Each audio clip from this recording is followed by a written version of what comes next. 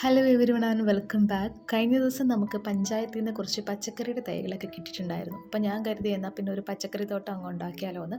കുറേ തവണ പച്ചക്കറി തോട്ടം ഉണ്ടാക്കി ഫ്ലോപ്പായി പോയ ഒരാളാണ് ഞാൻ. എന്തായാലും ഒരു പരീക്ഷണം കൂടി നമ്മളങ്ങ് നടത്തുകയാണ്. പഞ്ചായത്തിൽ നിന്ന് 2-3 തൈയേ കിട്ടിയുള്ളൂ. അപ്പോൾ ഞാൻ പുറത്ത് പോയിട്ട് കുറച്ചുകൂടെ തൈകളൊക്കെ വാങ്ങിക്കൊണ്ട് വന്നു. പച്ചമുളകിൻ്റെയും അതുപോലെ കാന്താരി മുളകിൻ്റെയും പിന്നെ ഈ ഉണ്ടമുളകില്ലേ അതിൻ്റെ തൈകളുണ്ട്. പിന്നെ 2-3 തക്കാളിയുടെ തൈകൾ. നമ്മൾ തുടക്കമാണല്ലോ, ഇത്രയും മാത്രം മതി എന്ന് കരുതി.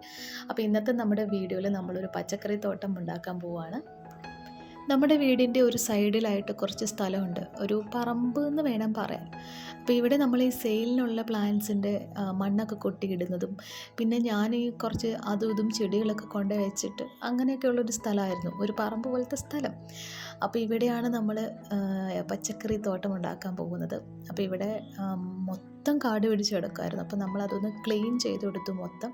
അപ്പോൾ ഇവിടെ കുറച്ച് ചെടികളൊക്കെ വെച്ചിട്ടുണ്ടോ, കക്കടമുല്ല, സ്പൈഡർ കലേഡിയം, പിന്നെ ആലോക്കേഷ്യ പ്ലാന്റ്, പിന്നെ അങ്ങനെ അതും ഇതും പ്ലാന്റുകളൊക്കെ ഇവിടെ കൊണ്ട് വെച്ചിട്ടുണ്ട്. അതായത് പെട്ടെന്ന് കൈ കിട്ടുമ്പോൾ നട്ടു വയ്ക്കാൻ വേണ്ടിയിട്ട് ഓടിക്കൊണ്ട് നട്ടു വയ്ക്കും ഇവിടെ. അലോക്കേഷ്യ പ്ലാന്റ്, അഗ്ലോഡിമ, അങ്ങനെ എല്ലാ തരത്തിലുള്ള പ്ലാന്റ്സും ഇവിടെ ഉണ്ട് കേട്ടോ. അപ്പോൾ ഇത് കണ്ടില്ലേ, നമ്മുടെ അലോക്കേഷ്യയുടെ കുഞ്ഞു കുഞ്ഞു കുട്ടികളൊക്കെ ഇവിടെ നിൽക്കുന്നുണ്ട്. അപ്പോൾ ഇങ്ങനെ മൊത്തം കാട് പിടിച്ച് കിടക്കുന്ന ഈ ഒരു സ്ഥലത്താണ് നമ്മൾ പച്ചക്കറി തോട്ടം ഉണ്ടാക്കാനായിട്ട് പോകുന്നത്.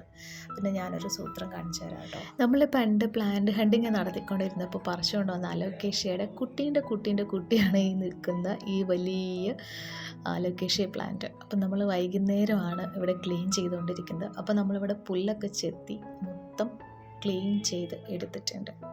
ആദ്യം നമ്മൾ വിചാരിച്ചത് നമ്മളിവിടെ നേരിട്ട് മണ്ണിൽ തന്നെ തൈകൾ നട്ടു വയ്ക്കാമെന്ന് വിചാരിച്ചത്. പിന്നെ തോന്നി അങ്ങനെ നടുമ്പോൾ നിറയെ എന്താ പറയുക, പുല്ല് വീണ്ടും മുളച്ച് വരും, പിന്നെ നമ്മളത് പറിക്കാൻ നടക്കണം, അങ്ങനെ ഇരട്ടി പണിയാവും.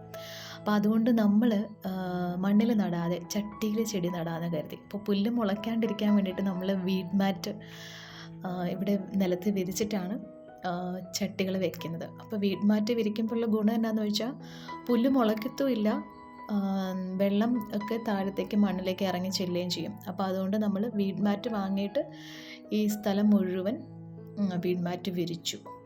ഇനി നമുക്ക് കുറച്ച് പോട്ടി മിക്സൊക്കെ ഉണ്ടാക്കി എടുക്കണം. കുറച്ച് പോട്ടി മിക്സൊക്കെ നമ്മൾ കടയിൽ നിന്ന് വാങ്ങിയിട്ടുണ്ട്. ഞങ്ങളിങ്ങനെ കൊക്കോ പിറ്റൊക്കെ റെഡിയാക്കിക്കൊണ്ടിരിക്കുകയാണ്.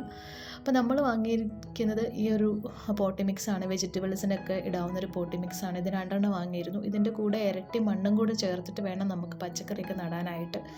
അപ്പം ഞങ്ങളത് 2ഉം പിന്നെ ഒരു കമ്പോസ്റ്റും കൂടി ഇതിനകത്തേക്ക് ചേർത്തിട്ടുണ്ട്. പിന്നെ നമ്മൾ അടിവളമായിട്ട് ഉപയോഗിക്കുന്ന ചാണകപ്പൊടി അങ്ങനത്തെ വളങ്ങളൊക്കെ ഇല്ലേ, അതെല്ലാം നമ്മൾ ഇതിനകത്തേക്ക് ചേർത്ത് കൊടുത്തിട്ടുണ്ട്. അങ്ങനെ ഞങ്ങൾ പോട്ടി മിക്സ് എല്ലാം റെഡിയാക്കി എടുത്തിട്ടുണ്ട്. ഞങ്ങളെല്ലാവരും കൂടെ കേട്ടോ ഈ പണികളെല്ലാം തന്നെ ചെയ്യുന്നത്.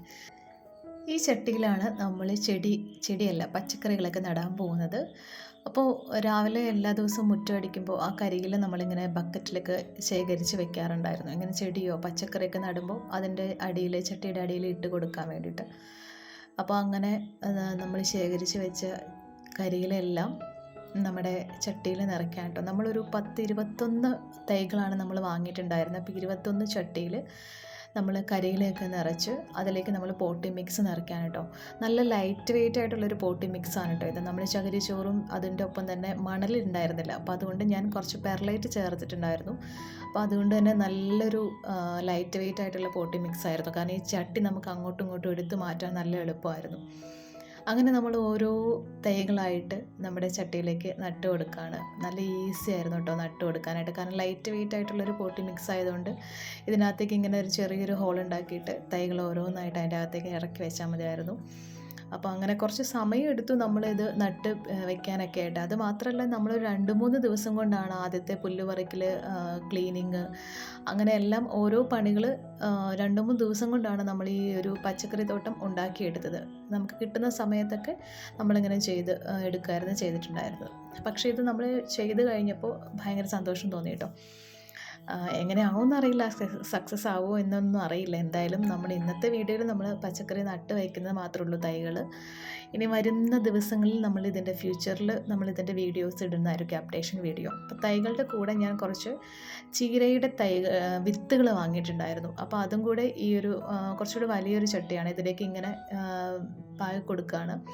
പിന്നെ ഇതിൻ്റെ കൂടെ കുറച്ച് ബന്ദിയില്ലേ, മാരിഗോൾഡ്, അതിൻ്റെ വിത്തുകളും ഇങ്ങനെ പാകി കൊടുക്കുന്നുണ്ട്. അതിൻ്റെ പൂക്കളൊക്കെ ഇതിൻ്റെ കൂടെ ഉണ്ടായി നിൽക്കുമ്പോൾ പോളിനേഷനൊക്കെ നടക്കാൻ വളരെ എളുപ്പമാണ്. അപ്പോൾ അങ്ങനെ എല്ലാ തൈകളും നട്ട് കഴിഞ്ഞു നമ്മൾ. ഇനി നമുക്കിതെല്ലാം ഒന്ന് നനച്ചെടുത്താൽ മാത്രം മതി. അപ്പോൾ നമ്മൾ തൈകളെല്ലാം നട്ടു, നനച്ചു കഴിഞ്ഞാൽ ഇതിന് വലിയ വെയിറ്റ് ഇല്ല കേട്ടോ, അത്രയ്ക്കും ലൈറ്റ് വെയിറ്റ് ആയിട്ടുള്ള പോട്ടി മിക്സാണ്. അപ്പോൾ ഇത്രയും ചെയ്ത് കഴിഞ്ഞപ്പോൾ തന്നെ അത്യാവശ്യം നല്ല സമയം എടുത്തു കേട്ടോ. ഇതെല്ലാം ഒരു ദിവസം ചെയ്തതാണ്. ഈ ചെടി നടലും പോട്ടി മിക്സ് ഉണ്ടാക്കലും അങ്ങനെ അതെല്ലാം ഒരു ദിവസം ചെയ്തതാണ്. അങ്ങനെ നമ്മൾ ചെടിയെല്ലാം നനച്ചിട്ട് നമ്മുടെ വെജിറ്റബിൾ ഗാർഡനിൽ കൊണ്ട് വയ്ക്കുകയാണ് കേട്ടോ.